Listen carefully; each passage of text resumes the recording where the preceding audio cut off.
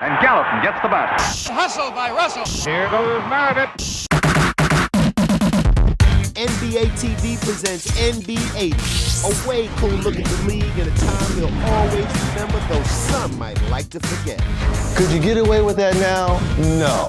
Afro, sideburns, Yellow pants, plaid pants, whatever they were. But no one can deny that the hoops were fly. and you don't call them, you say, your mama. All the righteous plays, Larry Bird follows his own shot. the freshest moves, Magic down the middle, just what I thought. A hook shot at 12. Good! and the most excellent moments that define the decade. A shot on Elo. Good! The Bulls win it! They win it! Coming up right now is totally NBA80s. And It's totally boss. on the previous episode of NBA80s, a magic touch led the Lakers to a title. And Magic Johnson is out there celebrating. And the Celtics had built a big three into champions. It was clear that the NBA80s were going to be fantastic. Leave the special effects to the singers and the dancers. Big men in short shorts were poised to take the association to another level. These right here look like the shorts that my wife might wear to bed. And as the 81-82 season got underway, a new phenomenon was catching on in Hollywood. Showtime? La da da da da da. Don't even think. Showtime was coming down on a fast break. Looking left. Throwing right.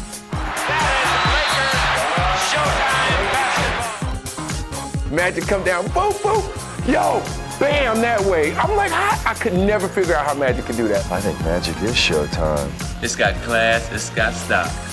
The style of play that he had made that team Showtime.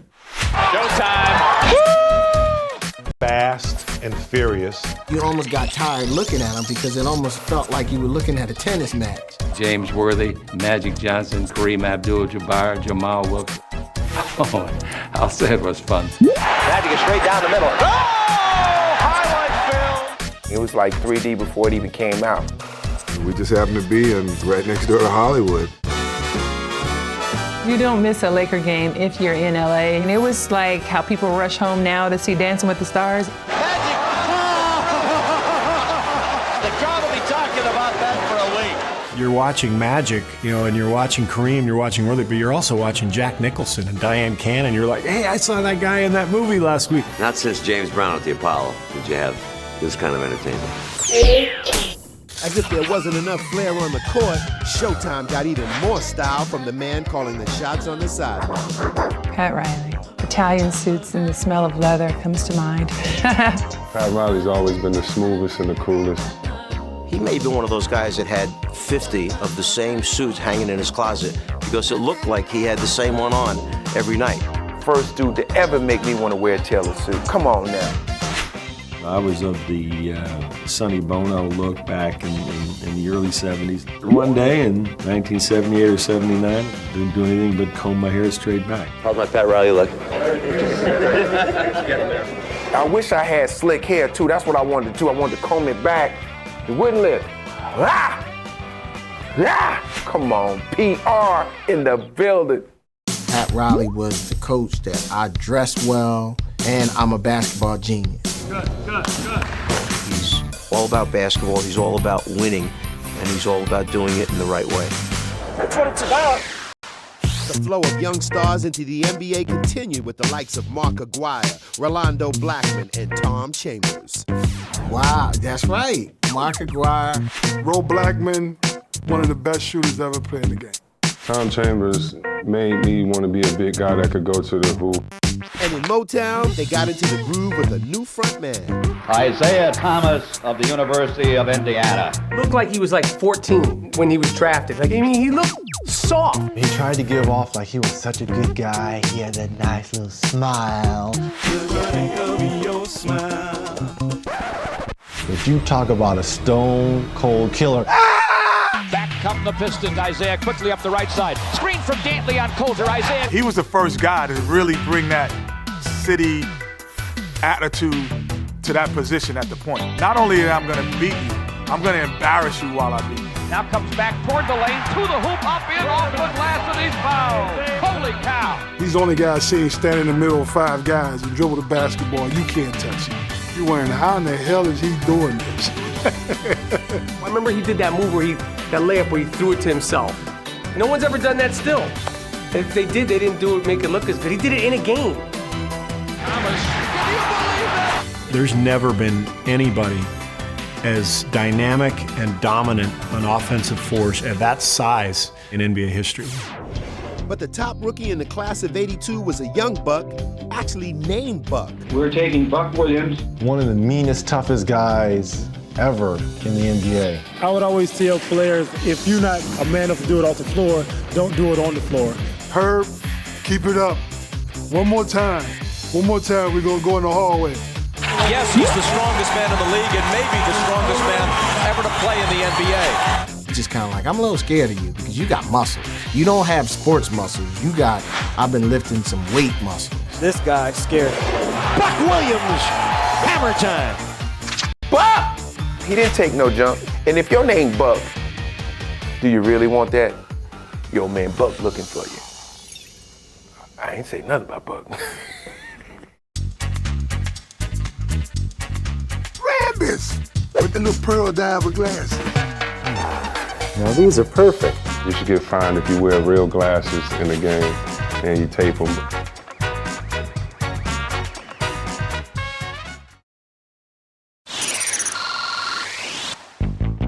To go a whole season and not score under 100 points, that's amazing. 100 points a game for a whole season. Bing, bing, bing, bing. Bam, bam, bam. First one to 1,000. Who was on that squad in Denver? Who was that, Dan Issel? His whole front, all his furniture in the front was gone. I only took my teeth out when I played, but I think a lot of people thought I just didn't have teeth the whole time. Yeah, David Thompson, too. My nickname was the Skywalker. Of course, I had the 44-inch vertical leap. Kiki Vanderway, oh my God. He scores it, and what a move by Vanderway. Alex English. Look at English! Turned around by English. We still had a little bit of that ABA in us, where we got up and down the court. They're playing at altitude, and they basically said, we are going to run you until you can't breathe anymore. And your chest is burning. Cats are like, time out! Ah! Denver, you could say, could run up some scores. To run it up in Denver, the Nuggets were relying on altitude. But in Philly, the weapon of choice was Andrew Toney's attitude. He was vicious. In that first step, He would just blow by anybody. Yeah. He would jab step you, and then step back. Andrew Toney was bad. I just try to utilize my offensive ability to the utmost. Andrew Toney, a.k.a. the Boston Strangler. I remember him just tearing the Celtics apart. Toney against Bird. What a move! He loved to play against the Celtics. Andrew Toney over Maxwell. Basket counts and a foul. Andrew Toney. I feared Andrew Toney even more than Michael Jordan. Some people say that when he's on the mark, he's unstoppable. Oh, God. As the Boston Strangler was finishing off the Celtics in Game 7 of the conference finals, a rallying cry was born in Boston Garden. Was it LA sucks? Beat LA? Beat LA. Beat LA. You hear the crowd chanting to the Sixers?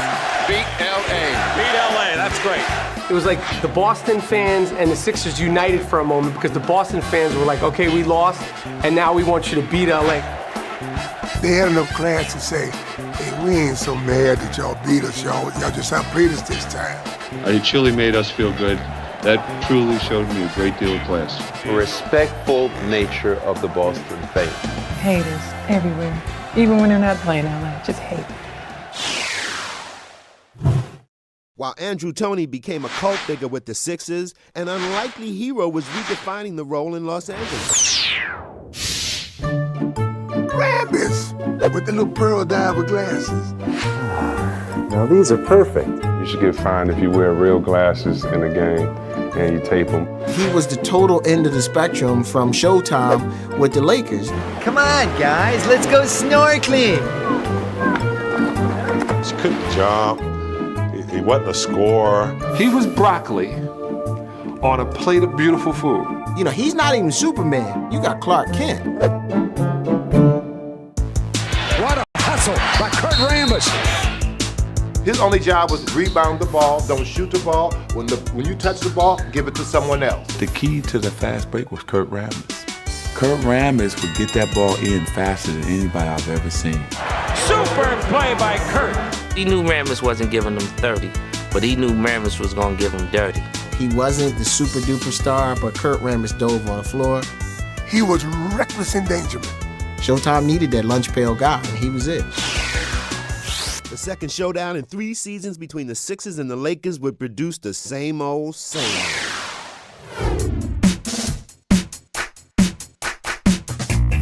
From the Spectrum in Philadelphia, this is it. The battle for the supremacy of basketball, the championship of the world.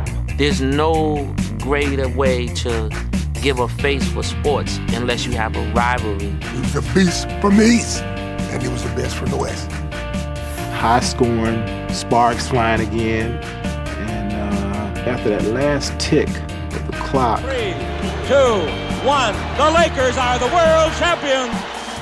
I had one of the widest smiles that I've ever had in my life on my face. I finally done it. Hey, this is the happiest moment in my life right now. It's taken me 10 years to get here, and I'm finally here. Come here, boy. Yeah, I finally got blood.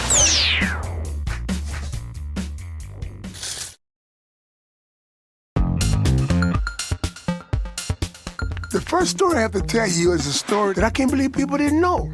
How I got the name Chocolate Thunder. There was a guy, a very famous musician that used to come to the games in Los Angeles and other places. He would pop up at games. He had a guy with him. The guy would be sitting beside him, telling him what's going on.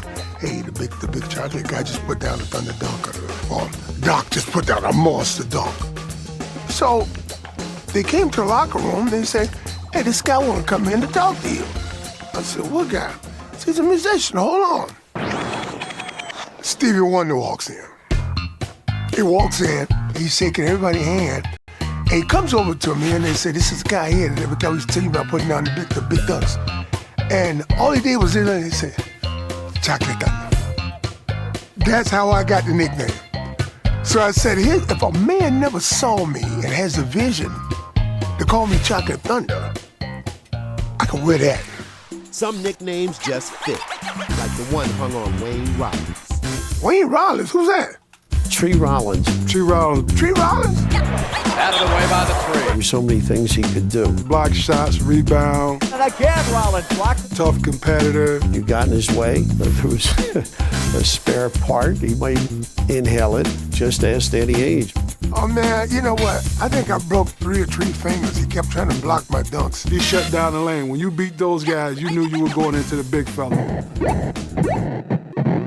If you thought challenging Tree was scary, then some of the sideline fashions of the 80s were flat out frightening. This is Mike Fratello. Here are a few other coaches who felt how they dressed was very important on the sideline. Gene Shue, a little bit of a throwback. Not sure many times exactly what Gene was trying to do with what he was wearing that particular night. He may have not been sure what he was doing that particular night. I'm not sure that Frank spent a whole lot of time every day wondering, what am I going to wear for the game tonight? If it fit, Frank put it on, he wore it, he coached his team well. You probably remember Dr. Jack Ramsey for the way he walked across the floor. He was stalking his opponent. When the game was over, he walked off with those plaid pants, red jacket. Chuck Daly may have been at the top of the list. Nobody appreciated clothes more than Chuck Daly did. He truly loved dressing well and looking good. He always said you can't go wrong in a blue suit.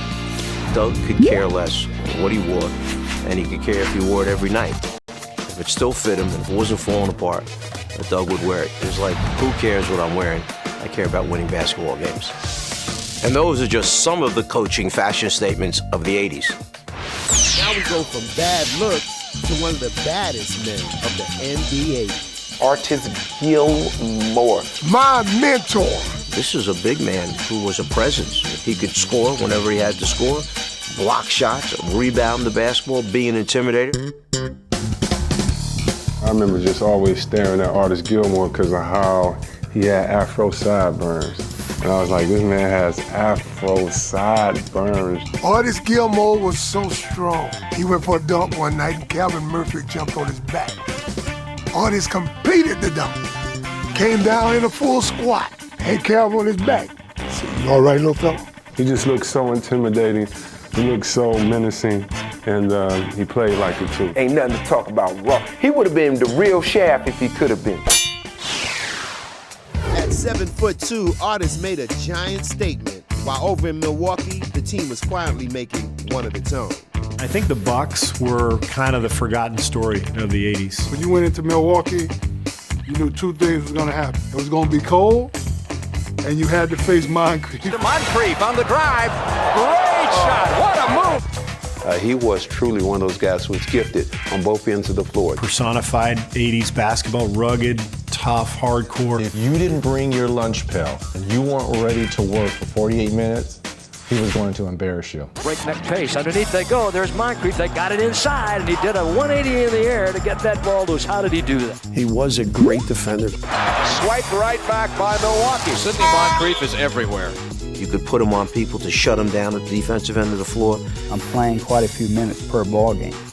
So my biggest joy is sleeping right now. You talk about a guy that's doing everything every night. Sidney Moncrief was a guy. Milwaukee's team was talented. And Don Nelson's the coach. In a long, cold winter, Don Nelson, except that the Bucks have tried to keep things pretty warm, and they've done a nice job. Nelly had his own way of dressing. I don't think Nelly ever was concerned on how he looked. You know, he looked like a schlepper most of the career. He didn't really care. He was about coaching. Don Nelson wanted to win an NBA championship. And Milwaukee has defeated the Boston Celtics. They'll advance to the next round. The league was loaded, and I mean, if you didn't come ready to play, you could be beaten. And Milwaukee's considered one of the top teams in the East. You had Marcus Johnson, Bob Lanier, Paul Pressey. That's one of the first teams that I remember playing the style of basketball that we play today.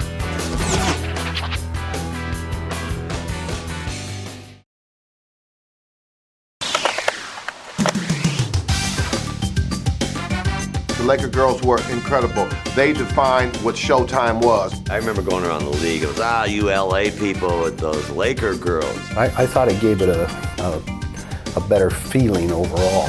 Start talking about the Laker girls. Now that's a distraction. Laker girls were pretty nice. They could dance. They were good. You know, girls wasn't that fine everywhere. You wasn't getting that in Minnesota. When you're a high school senior and you go to a Laker game and you see the Laker girls, you just kind of shake your head. They were incredible. They were pretty. They were hot. People wanted to be like them. Man, it was off the chain. Reggie Theus, 1, 2, 3. Sure, there was plenty of glamour in LA, but there was a leading man lighting it up for Chicago. Reggie Theus looked like he could have been an actor on Miami Vice. I've been doing some acting classes and things of that nature. Whatever works for you, baby. He had a jumper, though. I tell you that. Cue the Theus, and Reggie connects. Reggie was all GQ. Pretty boy with the eyes and all that. And the ladies love Reggie. Number 24, Reggie Theus. I don't think he had a jerry curl. I think he just had that nice, he had what you call good hair. Now see, Reggie, that's natural curl. Reggie still has those curls. They're just a little gray now. Let's see, one word with 9 letters to sum up the NBA 80s. It's fantastic. Hi, the NBA is fantastic. Yeah, I remember that. Oh my God. The NBA, it's fantastic. If you happen to be recording the game and you happen to get one of those commercials, it was a big deal. Fans could relate to it. Players could kind of relate to it. Oh, yeah, man. It's fantastic. NBA is fantastic. Are you kidding me? Fantastic. Those are the days, the 80s. Can we bring those back? Bobby Jones was a fantastic choice in '83 when they handed out the first Sixth Man of the Year award. What a block by Bobby Jones. Bobby Jones with another one of his stupendous defensive efforts. One of the best defenders to play the game. Bobby Jones, baby. Solo ride for Bobby Jones. He would just fly out of nowhere and just block your shot off the bat. He was phenomenal coming off the bench. That is Bobby Jones, isn't it? He looks like Mr. Bean. He was Dennis Rodman before Dennis Rodman came. He was the best six-man ever. 4-on-2. Bobby Jones, look at him fly. Holy mackerel. He would turn around and run up the court, and he'd go. That was his thing. Bobby Jones be like, good pass. Philly was fully loaded when it added Moses Malone to the mix. Oh, man, I love Moses. Moses is singularly the greatest influence in my NBA career. That was it. You know, we got to the doorstep and couldn't get in. And we got Moses. Malone with the offensive rebound. Is Malone strong or what? The more they push me, it feels like the stronger I get. And I get more aggressive, then I know what I got to do. I always loved him because it was mumbles. He was the only player who would get 30 rebounds and 30 points. They couldn't interview him. He was how you feel? Yeah. He'd start talking to you, you go, huh? He loved to scrum. So when you started scrumming with Moses, like he would win that because he'd be like grabbing your arms and you couldn't move and stuff. I just thought he overpowered it. Maybe that's not a good word. Maybe I should have said punishing. I don't know. The hell's the difference? I think the Lord gave me this talent to be the best. That's why I think I would name Moses. Moses Malone. That's not even a nickname. That's his real name. Imagine you're 6'10", your name is Moses, and you can't play ball. That's a lot to live with. What was it? And wait, Little Mo. Who else was it? The Doctor, Kevin Maloney.